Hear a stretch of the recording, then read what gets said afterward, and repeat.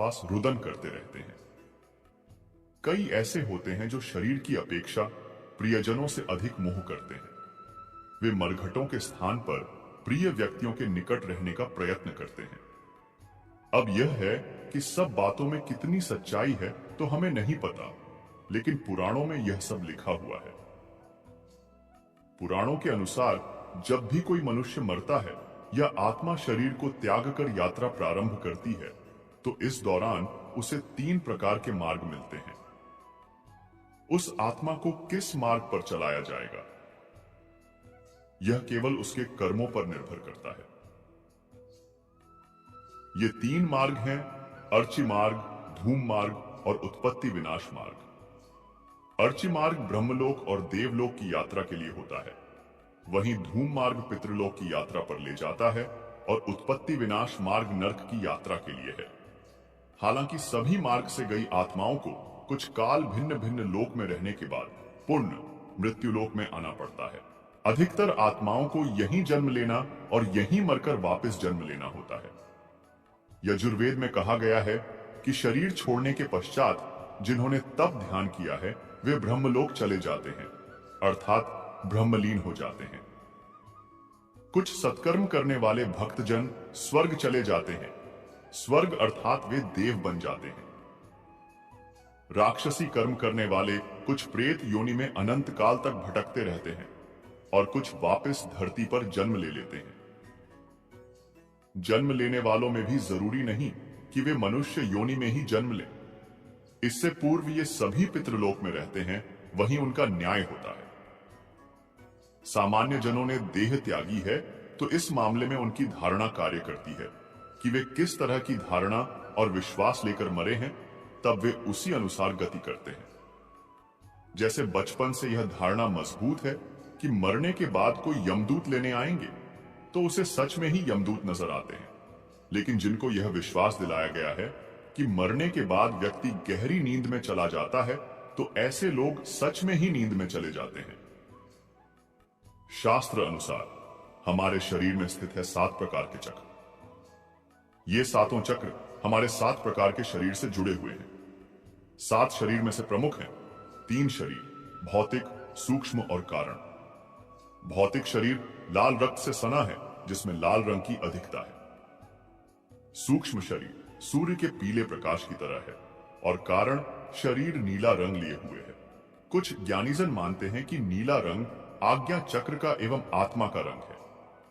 नीले रंग के प्रकाश के रूप में आत्मा ही दिखाई पड़ी रहती है और पीले रंग का प्रकाश आत्मा की उपस्थिति को सूचित करता है।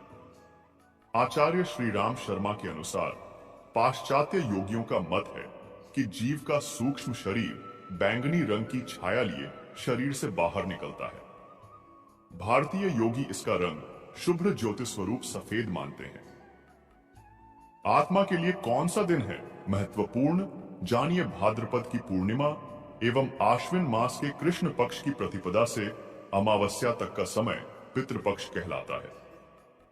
इस पक्ष में मृत पूर्वजों का श्राद्ध किया जाता है। पितृपक्ष में पितरों की मरण तिथि को ही उनका श्राद्ध किया जाता है। सर्वपितृ अमावस्या को कुल के उन लोगों का श्राद्ध किया जाता है जिन्हें नहीं जानते हैं। इसके अलावा अमावस्या और पूर्णिमा के दिन में पितरों को याद किया जाता है। पितरों और पितृलोक के संबंध में ज्यादा जानकारी के लिए पढ़िए पितृयज्ञ। पितरों की तृप्ति अगले पन्ने पर क्या इच्छा अनुसार जन्म और मृत्यु ले सकते हैं। अपनी इच्छा से शरीर त्यागना आसान है, लेकिन इच्छा से शरीर धारण करना मुश्किल। फिर भी जो व्यक्ति इच्छा से शरीर छोड़ना सीख जाता है, वह इच्छानुसार जन्म भी ले सकता है। इच्छा मृत्यु शब्द का सर्वप्रथम उल्लेख महाभारत में मिलता है, जिसका अर्थ अपनी मर्जी से मृत्यु का वर्ण यानी शरीर का त्याग कर देना। भीष्म पितामह ने तीरों की सेज पर लेटकर अपनी इच्छा से मौत को बुलाया था। शास्त्र अनुसार जीव स्वयं अपनी इच्छा, भाव और कर्म से संस्कारों के वशीभूत होकर जन्म ग्रहण करता है, लेकिन यह इच्छा भाव उसके जीवन पर्यंत किए गए कर्म और भोगे गए दुख सुख से उपजते हैं, जिसका उसे भी ज्ञान नहीं होता। ये बीज रूप में मृत्यु के साथ चले जाते हैं और व्यक्ति फिर वहीं जन्म लेता है जैसे कि उसका पिछला जन्म निर्धारित करता है। इसे समझना बहुत आसान है।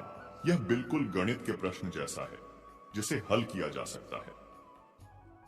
अधिकतर लोग प्रकृति के इसी नियम से बंधे रहकर जन्म लेते हैं, लेकिन बहुत कम ही लोग हैं जो जन्म लेने का स्थान चयन करके ही जन्म लेते हैं।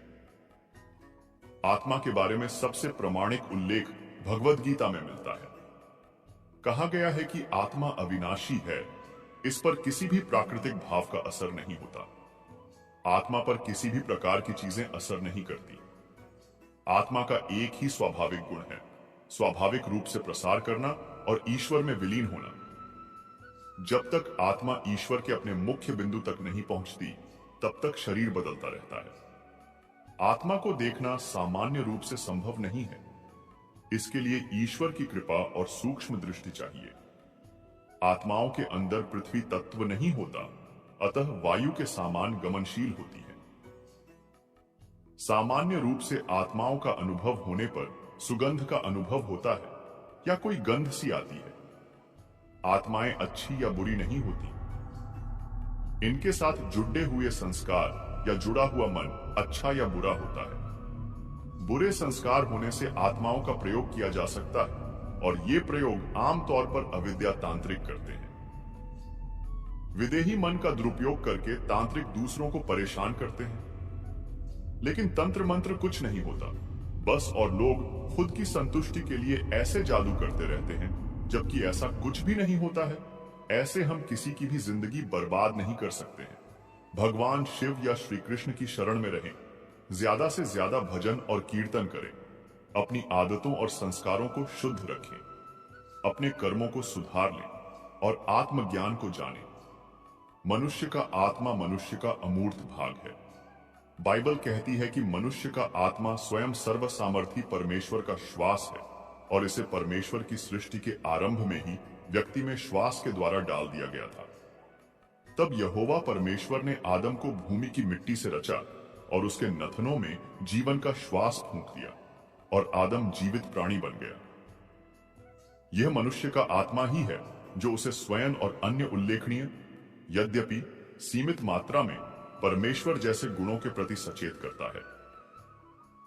मनुष्य के आत्मा में हमारी बुद्धि, भावनाएं, डर, लालसाएं और सृजन शक्ति इत्यादि सम्मिलित हैं। यह आत्मा ही है जो हमें समझने और विचारने की विशेष योग्यता प्रदान करती है। प्रत्येक मनुष्य के पास आत्मा है और यह पशु के जीवन या आत्मा भिन्न है। परमेश्वर ने पशुओं को मनुष्यों से भिन्न निर्मित करते हुए उसे परमेश्वर के स्वरूप में सृजित किया है।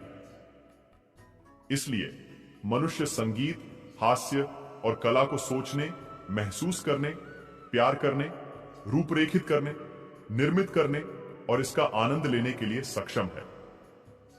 और यह मनुष्य की आत्मा के कारण ही है कि हमारे पास स्वतंत्र इच्छा है, जो पृथ्वी पर कोई अन्य प्राणी के पास नहीं है। पाप में पतन के साथ ही मनुष्य की आत्मा क्षतिग्रस्त हो गई थी। जब आदम ने पाप किया, तब परमेश्वर के साथ संगति करने की उसकी क्षमता टूट गई। वह शारीरिक रूप से उस दिन नहीं मरा, परंतु वह आत्मिक रूप से मर गया। तब से लेकर अब तक मनुष्य का आत्मा पतन के परिणामों से निकले हुए प्रभावों से ग्रसित है। उद्धार से पहले एक व्यक्ति को आत्मिक रूप से मृत चित्रित किया गया है। वेद, पुराण और गीता के मुताबिक आत्मा अजर अमर है। आत्मा एक शरीर धारण करती है और जन्म और मृत्यु का समय व्यतीत होने पर उसे छोड़कर चली जाती है।